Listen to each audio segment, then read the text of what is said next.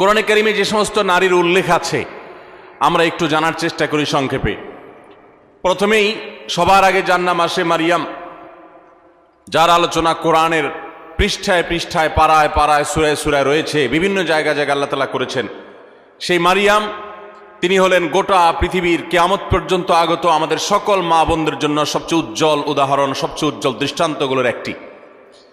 কোরআনে মারিয়ামের পাশাপাশি আমাদের মা, মুমিনদের মা উম্মুল মুমিনিন নবীপত্নী আয়েশা রাদিয়াল্লাহু তাআলা আনহা, তার সম্পর্কে সূরা নূরে কয়েকটি আয়াতে আল্লাহ রাব্বুল আলামিন আলোকপাত করেছেন।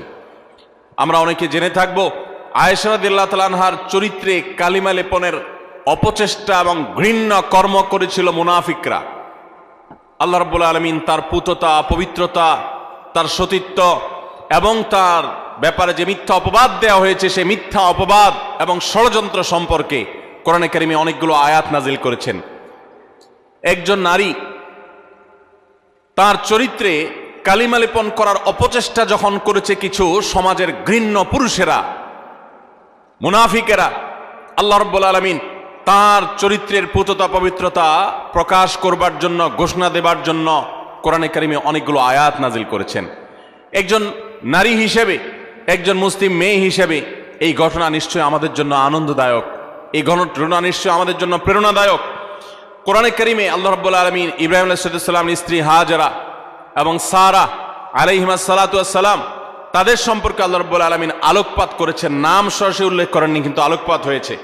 কোরআনে কারিমে জাকারিয়া আলাইহিস সালামের স্ত্রীর আলোকপাত হয়েছে, মুসা আলাইহিস সালামের মায়ের আলোচনা হয়েছে, কোরআনে মুসা আলাইহিস সালামের বোনের আলোচনা হয়েছে, কোরআনে মুসা আলাইহিস সালামের স্ত্রীর আলোচনা হয়েছে যিনি ছিলেন শুআয়ব আলাইহিস সালামের মেয়ে, কোরআনে ফেরাউনের স্ত্রী আসিয়ার আলোচনা হয়েছে, কোরআনে বিলকিসের আলোচনা হয়েছে, কোরআনে ঈসা আলাইহিস সালামের নানি ইমরাতে ইমরান মারিয়ামের মায়ের আলোচনা হয়েছে, কোরআনে আইয়ুব আলাইহিস সালামের স্ত্রীর আলোচনা ইঙ্গিত হয়েছে, এবং কোরআনে উম্মাহাতুল মুমিনিন সমস্ত নবী পত্নীগণ, আমাদের মাগণ, প্রিয় নবী সাল্লাল্লাহু আলাইহি সাল্লামের স্ত্রীগণ, সম্মানিতা স্ত্রীগণ, তাদের আলোচনা হয়েছে।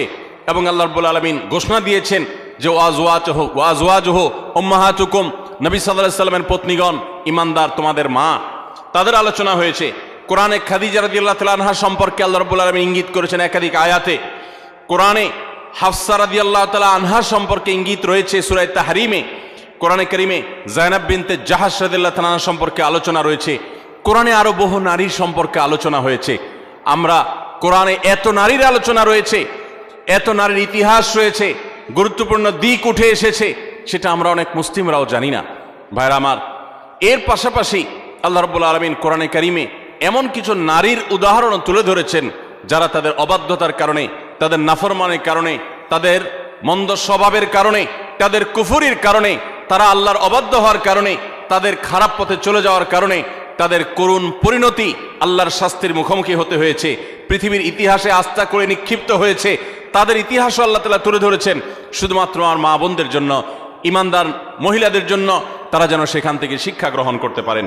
ভাইরা আমার, কোরআনে কারিমের সূরা তাহরিম গুরুত্বপূর্ণ একটি সূরা রয়েছে। এই সূরা তাহরিমের শেষ তিনটি আয়াত 10, 11 এবং 12, এই তিনটি আয়াতে আল্লাহ রাব্বুল আলামিন চারজন নারীর দৃষ্টান্ত দিয়েছেন। চারজন নারীর দৃষ্টান্ত দিয়েছেন।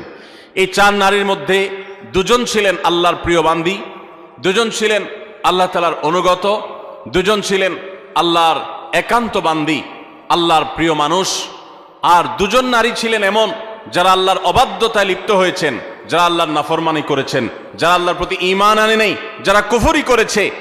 আল্লাহ রাব্বুল আলামিন ভালো এবং মন্দ পাশাপাশি রেখে আমাদের সামনে উদাহরণ রেখে আমাদের মায়ের জাতিকে সেখান থেকে শিক্ষা গ্রহণ করার, তাদের করণীয় নির্ধারণ করার নির্ধারিত ঘোষণা এবং শিক্ষা দেওয়ার জন্য আল্লাহ তাআলা এগুলো উল্লেখ করেছেন। সূরা তাহরিমের এই 10 এবং 11, 12 শেষের তিনটা আয়াতের শুরুতেই আমরা দেখতে পাই আল্লাহ রাব্বুল আলামিন বলেছেন, দরাবাল্লাহু মাসালাল লিল্লাযীনা কাফারু ইমরাআতা নূহ ওয়া ইমরাআতা লূত, যারা কুফরি করেছে, পৃথিবীতে আল্লাহর প্রতি অবাধ্য হয়েছে, ইতিহাসের আস্থা করে নিক্ষিপ্ত হয়েছে, তাদের নাম নেয়ার মানুষও আজ পৃথিবীতে নাই। তাদের নাম উল্লেখ করা হলে সেটা ঘৃণা ভরে উল্লেখ করা হয়। করুণ পরিণতির মুখোমুখি তারা হয়েছে। আল্লাহর আযাব তাদের উভয়কে দুনিয়াতে ধ্বংস করেছে, সরাসরি আসমানে আযাব তাদেরকে স্পর্শ করেছে, এবং সেই আযাবের সাক্ষী এখনো রয়েছে পৃথিবীতে। রেড সি তার সাক্ষী। পৃথিবীতে আল্লাহ রাব্বুল আলামিন এখনো পর্যন্ত সেই আযাবের আলামত রেখে দিয়েছেন, এবং কোরআনে আল্লাহ ঘোষণা করেছেন আল্লাহর আযাবে ধ্বংস হওয়া জাতিদের জনপদগুলো ভ্রমণ করে তোমরা দেখো এবং শিক্ষা গ্রহণ করো। আমার মায়েরা, আমার বোনেরা, আল্লাহ রাব্বুল আলামিন সেরকম দুজন নারীর কথা বলেছেন। একজন হলেন নূহ আলাইহিস সালামের স্ত্রী, আরেকজন ছিলেন লূত আলাইহিস সালামের স্ত্রী। আল্লাহ তাআলা বলছেন কানাতা তাহতা আবদাইন, তারা দুজন নারী।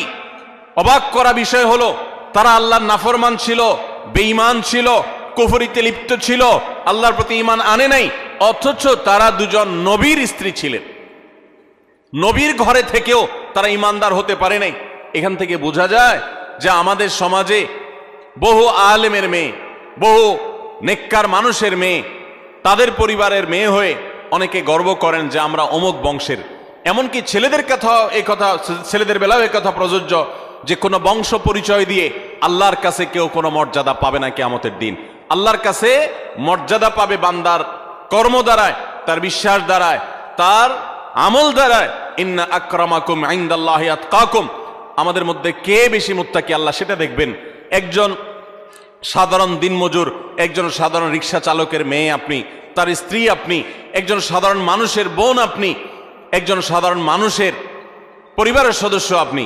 আপনি যদি আল্লাহ ভীরু হন, আপনি যদি মুত্তাকি হন, আপনি যদি গুনাহ পরিহার করেন, হারাম পরিত্যাগ করেন, খারাপ বিষয় পরিহার করেন, আল্লাহর কাছে আপনি সবচেয়ে শ্রেষ্ঠ মানুষ, সবচেয়ে উত্তম মানুষ, সবচেয়ে কিয়ামতের ময়দানের ভিআইপি মানুষ হতে পারবেন। আর যদি পক্ষান্তরে আপনি অনেক বড় বংশ গরিমার অধিকারী হন, কিন্তু আপনার কর্ম ভালো না হয়, এ আয়াত প্রমাণ করছে, তাহলে আল্লাহর কাছে আপনার কোনো মর্যাদা থাকবে না, বরং শাস্তি আপনি এড়াতে পারবেন না। আল্লাহ রাব্বুল আলামিন সেটাই বলেছেন কানাতা তাহতা আবদাইন মিন ইবাদিনা সালিহিন, আমার দুজন নেককার বান্দা অর্থাৎ দুজন নবী নূহ এবং লূত আলাইহিস সালাম, কোরআনে যাদের আলোচনা সবচেয়ে বেশি হয়েছে, যাদের ইতিহাস সবচেয়ে বেশি তুলে ধরা হয়েছে, তাদের মধ্যে এই দুজন নবী অন্যতম। লূত আলাইহিস সালামের এবং নূহ আলাইহিস সালামের এরকম দুইজন আল্লাহ তাআলার নেককার বান্দা এবং আল্লাহর প্রিয় নবী, তাদের স্ত্রী ছিলেন ফাখানাতাহুমা, এরপরও তারা তাদের প্রতি ঈমান আনে নাই, তারা আল্লাহর অবাধ্য হয়েছে, নাফরমানি করেছে। ফালাম ইউগনিয়া মিনাল্লাহি শাইআ, এজন্য তারা নবীর স্ত্রী হয়েও কোনো লাভ হয় নাই, কোনো কাজে আসে নাই। ওয়াকিলা দুখুলান নার মা আদ-দাখিলিন, বরং তাদেরকে জাহান্নামে প্রবেশ করার জন্য পরিষ্কারভাবে বলে দেওয়া হয়েছে, অর্থাৎ তোমাদের কৃতকর্মের দরুন তোমরা জাহান্নামে নিক্ষিপ্ত হও, সেই করুণ পরিণতির কথা তাদেরকে জানিয়ে দেওয়া হয়েছে। ঠিক এর পাশাপাশি আল্লাহ রাব্বুল আলামিন দুজন ভালো নারীর দৃষ্টান্ত দিয়েছেন পরবর্তী দুটি আয়াতে।